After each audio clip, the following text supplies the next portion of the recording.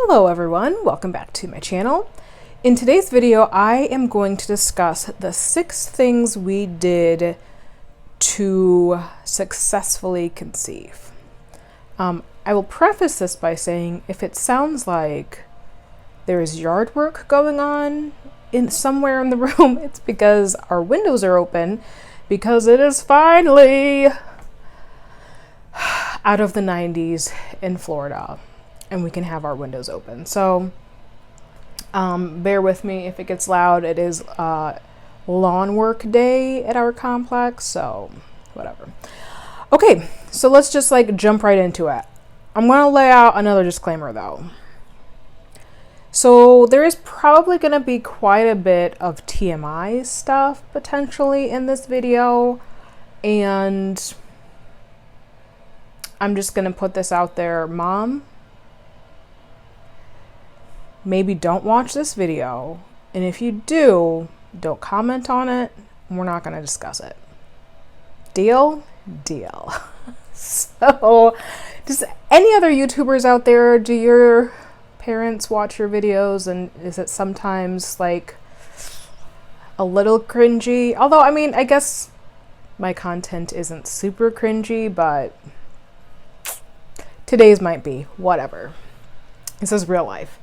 And also it is my mother who conceived me, so it's not like this is news to anyone.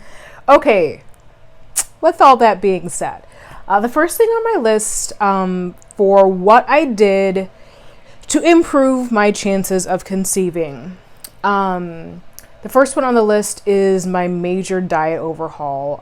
As you know from my other videos, if you've watched them, if you haven't watched them, starting in April, I started doing the keto diet. So the keto diet is a very low carb, high fat, moderate protein diet.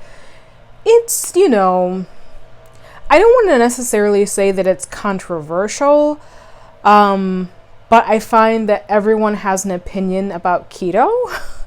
And the reason that I chose it for myself is, if you don't know, I have PCOS, and something that is very common with PCOS is insulin resistance, meaning that your body is not utilizing the insulin as it should. To keep it very simple, it's just part of the whole hormone imbalance for women with PCOS. The biggest problem with insulin resistance is that it can majorly affect egg quality. With me being almost 37 years old, I will be 37 in a couple weeks. I'm kind of right on that cusp of where just on its own, my egg quality kind of starts to diminish. So I kind of wanted to do all that I could to improve that. So for me personally, I found keto to work very well. I was able to lose quite a bit of weight doing it. But also I think it just really stabilized my blood sugars, therefore to improve egg quality. When we're talking about implementing changes to improve egg quality, you always have to factor in, sorry, I've got an itchy nose today. You always have to factor in that whatever you implement, it's going to take a good 2 to 3 months to notice any change in your body in terms of that egg quality. So I started keto in April. The next thing on the list is that I also started CoQ10. Okay, sorry, I had to close the window. Anyway, back to the next thing on the list that I did in an effort to improve my egg quality was I started taking CoQ10. This is the brand that I use, the Gero brand. CoQ10 is an antioxidant that is meant, like I said, to help with egg quality. It's one of the reasons that you can take it. So I'm obviously a bigger person. And I started myself out on quite a high dose of CoQ10. So this bottle is, each capsule is 200 milligrams. I was taking 800 milligrams per day. I will say that CoQ10 is not cheap. there's different formulas of it. So this is ubiquinol. There's also ubiquinone, which is not as, I'm not going to say it's not as good as ubiquinol, but the quality can be a little bit less, and sometimes you have to take a higher dose to kind of equal that of ubiquinol. But I was taking 800 milligrams per day, so 2 of those bottles per month. And that was costing me $62 per month just for my ubiquinol, which was obviously not including all of the other supplements that I was taking. So it was definitely not like a huge financial investment, but you know, $62 a month is nothing to like shake a stick at, I suppose, just for like one supplement. Anyway, I started out at 800 milligrams per day, and then I slowly tapered it back to the point where eventually I was just taking 200 milligrams a day. I probably took it, like I said, I started it in April, and I just stopped taking it when I got this most recent positive pregnancy test. So, you know, I was taking it for a solid 4 to 5 months. But obviously, you know, that's something that you'll want to discuss with your physician, if that's something that you're interested in, even though I didn't talk to my doctor about it. Like, I'm the worst patient. I definitely did not talk to her about before I started that, but whatever. Is what it is. Okay, the next thing we did was... One of the things, there's lots of things that you can do to try to like help the sperm along in their journey to finding the egg. So one of the things that we used and have actually been using, this isn't necessarily new for us, are soft cups. If you're curious what that is, a soft cup is actually a menstrual cup. Probably curious what a menstrual cup has to do with trying to conceive. This is mine. Now, this is not a soft cup. I will say I just bought this. It is regular soft cups if you buy them. I buy them on Amazon. They were usually about $12 or $14 for a pack of 14. They are disposable menstrual cups. This is a reusable. And the brand is Intimina. It's kind of hard to say. Anyway, this is what it looks like. Kind of resembles a diaphragm, to be honest with you, from back in the day. I don't know if anyone still uses diaphragms.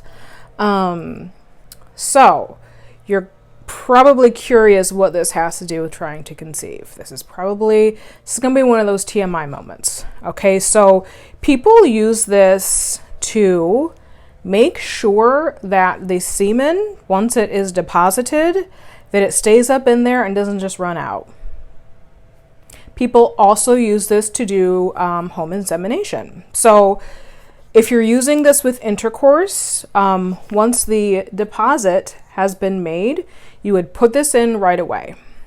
Okay? It can stay in overnight. I usually left it in for about 12 hours and then just take it out in the morning, clean it out, you know. Again, the idea is that it keeps everything up in there. Okay? People that use this for home insemination, the semen sample would just be directly deposited in here. And again, you just put it in. I'm not going to really go into how you put it in. It's not difficult. You basically just like kind of pinch it in half and then slide it in, and it opens up and sits around the cervix. Okay. You know, I feel like this is kind of using soft cups or using like a reusable menstrual cup like this. A lot of people say that it's completely unnecessary because, you know, it doesn't take the sperm that long to like get up through the cervix. But I think for me, it was just kind of like peace of mind to know that it's not going anywhere. It also kind of made it easier to just like be able to get up and move around afterwards. Because like, you know, if you're really like trying to conceive, I know lots of women, and I've done this for more like countless hours that I can even like keep track of, but like, you know, you prop your hips up on a pillow and you stay flat for like half an hour, and it's like, oh, ain't nobody got time for that. So this was really nice. It's like once it's done, I can get up, go about my business, whatever I need to do. It's actually really ironic. I literally just bought this last cycle and was planning on using it during my period as well. And of course, it seems to be the cycle that things are going to stick. So, but whatever, it'll be here for me whenever my period comes back. And I will say that I got this on Amazon, and it cost me somewhere between $30 and $40, but it'll last years. So I guess when you're pricing out between like feminine hygiene products, it kind of pays for itself pretty quickly. Okay. So the next thing, number 4 on my list of things we did to successfully conceive. So this is going to be another TMI item. So the last 3 cycles that we tried to conceive, we actually got pregnant. Granted, the first 2 ended in chemical pregnancies. But the one thing that I made sure happened, was that I made sure that I had an orgasm.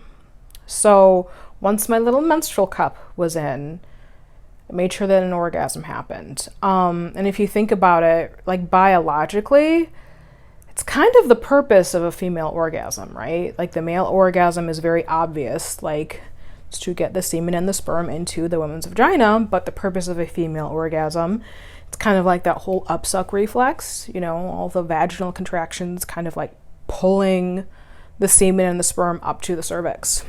So that was not something that I always like diligently made sure happened while we were trying to conceive, but I kind of am convinced that that is why we conceived the last 3 cycles that we tried. So I guess ladies, take that for what it is. Something to consider. Okay, next item on my list was number 5. This isn't necessarily something that I actively did, but I think that it played a role. So I stopped using OPKs, which are little strips that you dip in your urine to test your LH levels. It's a predictor of ovulation, essentially. So you take these, once you get a positive OPK, generally you're going to ovulate anywhere from 24 to 48 hours after your positive OPK. So a lot of women with PCOS struggle with OPKs because you can kind of get not necessarily false positives, but women with PCOS can have multiple surges in their cycle. So honestly, the reason I stopped using OPKs was that we were on the IVF train and I was so sure that I would never need OPKs again. Well, kind of once things got pushed back and then we decided to wait, I really just didn't want to spend the money on them. So I solely went based on my cervical mucus and my cervical position, which, you know, it requires a very intimate working knowledge of your vagina and your cervix. And I will say that it takes some time to kind of figure out like what's what. But this is something that I've been doing for years and years, so I'm obviously very comfortable doing it. But just kind of like relying on my body to tell me when I was fertile. So obviously, you know, looking for the egg white cervical mucus, which looks exactly like what it's called, egg whites. You know, it looks like egg whites. And then my cervical position. This is something that a lot of women struggle with. But for me personally, when my cervix is soft like my chin, like if you press on your chin, it's soft, but you can kind of feel that resistance underneath it. As opposed to when it is not fertile, it kind of feels like the tip of your nose. So knowing when it's soft and when it's open. A lot of women struggle to know when their cervix is open. For me personally, I can get about almost my full nail bed's worth into my cervix when I'm fertile. So those are the only things that I go by. And I also temp, taking my basal body temperature to know when ovulation does happen. Temping is not a predictor of ovulation, it's a confirmation of ovulation, if that makes sense. And then the last thing, number 6 on my list that we did was I started myself on the baby aspirin.